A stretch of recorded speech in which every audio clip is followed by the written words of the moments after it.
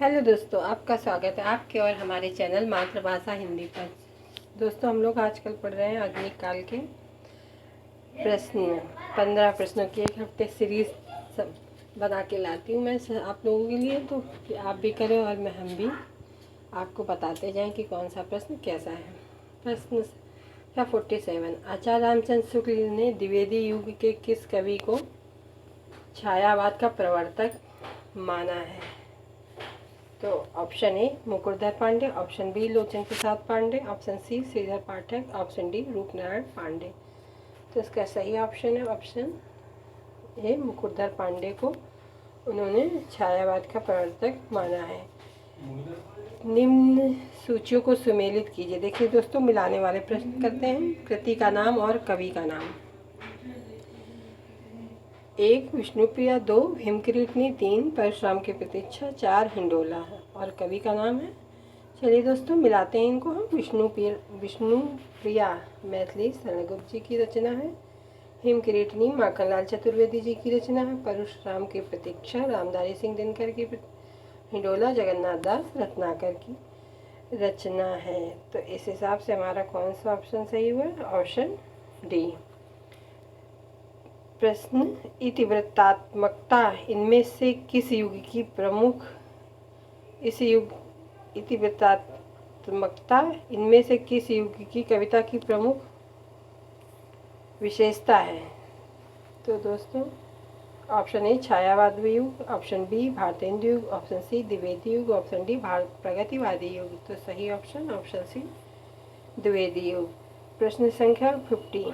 द्विवेदी युगीन काव्य का अन्य नाम कौन सा है? तो ए स्वच्छंदतावाद, बी नवजागरण सुधार काल, सी राष्ट्रीयवादिता काल, राष्ट्रीयतावादी काल, डी इनमें से कोई नहीं। तो सही ऑप्शन है नव जागरण सुधार काल।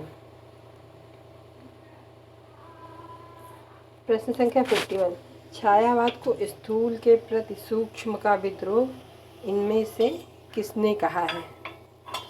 Option A Acharya Ramchandra Shukla, option B Nand Dulare Vajpeyi, option C Nagendra, option D Namvar Singh. तो दोस्तों, इसका सही ऑप्शन है option C Nagendra. Doctor Nagendra ji ने छायावाद को स्थूल के प्रति सूक्ष्म का विद्रोह कहा है। प्रश्न संख्या 52। छायावाद तत्वतः प्रकृति के बीच जीवन का उद्गीत है। उसका मूल दर्शन सर्वात्मवाद है। यह परिभाषा किसकी है? तो option A Jaishankar Prasad, option B Sumitranandan Pant, option C doctor Ramkumar Verma, option D Mahadevi Verma.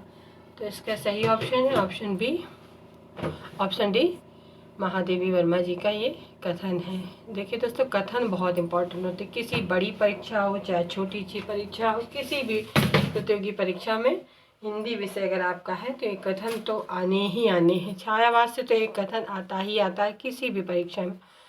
तो प्रश्न संख्या 53।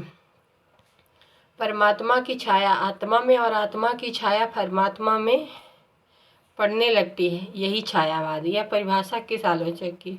आप लोगों ने ये परिभाषा बहुत बार सुनी होगी। परमात्मा की छाया आत्मा में और आत्मा की छाया परमात्मा में पड़ने लगती है, यही छायावाद है। तो option A Acharya Ramchandra Shukla, option B Hazari Prasad Dwivedi, option C Ramkumar Verma, option D Jaishankar Prasad. तो इसका सही ऑप्शन सी रामकुमार वर्मा। प्रश्न संख्या 54।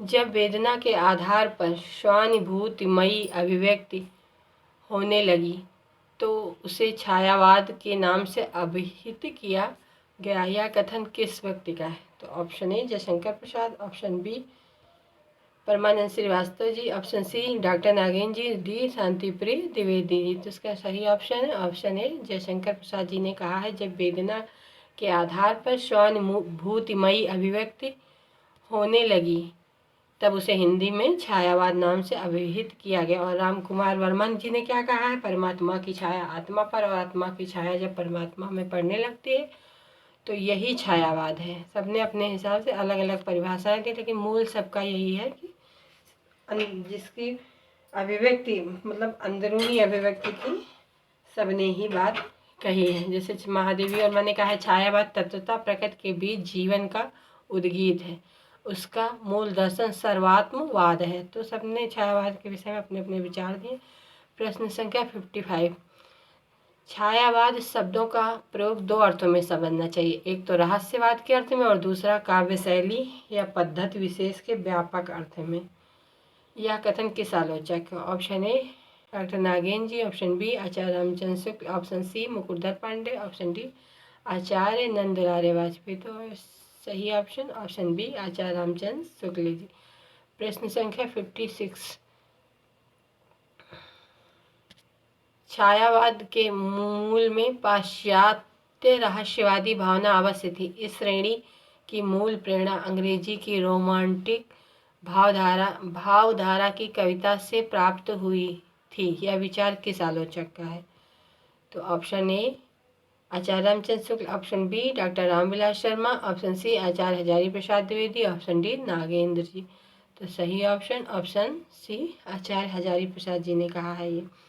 इनमें से कौन सी विशेषता छायावादी काव्य में नहीं है? तो रहस्यवादी भावना है, तो आपने परिभाषाओं से समझ लिया। बी स्थूलता के स्थान पर सूक्ष्मता का, ये भी सब। सी शोषण का विरोध। डी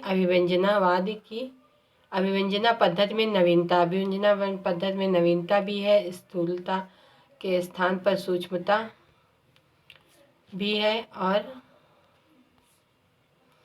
रहस्यवादी भावना भी है। कौन सा नहीं? तो शोषण का विरोध नहीं है इस कविता में। चलिए दोस्तों पढ़ते हैं हम लोग पंक्तियाँ। विधुर उर के मृदु भावों से तुम्हारा कर नित नव श्रृंगार, विधुर उर के मृदु भावों से तुम्हारा कर नित नव श्रृंगार, पूजता हूँ मैं तुम्हें कुमारी मूंद दुहरे दृग द्वार। ये पंक्तियाँ किस छायावादी कवि की हैं? तो चलिए दोस्तों एक बार फिर से दोहराते हैं। विधुर उर के मृदु भावों से तुम्हारा कर नित नव श्रृंगार, पूजता हूँ मैं तुम्हें कुमार मूंद दोहरे दृग द्वार। तो पूर्व पंक्तियाँ किस छायावादी कवि की हैं? Option A Pant ji, option B Prasad ji, option C Nirala, option D Mahadevi Verma.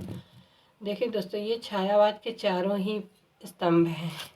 ये छायावाद अगर नाम चले तो ये चार कवि तो छायावाद के प्रमुख है, तो इसमें ये पंक्तियाँ हैं ऑप्शन ए पंत जी की। फिर पंक्तियाँ हैं।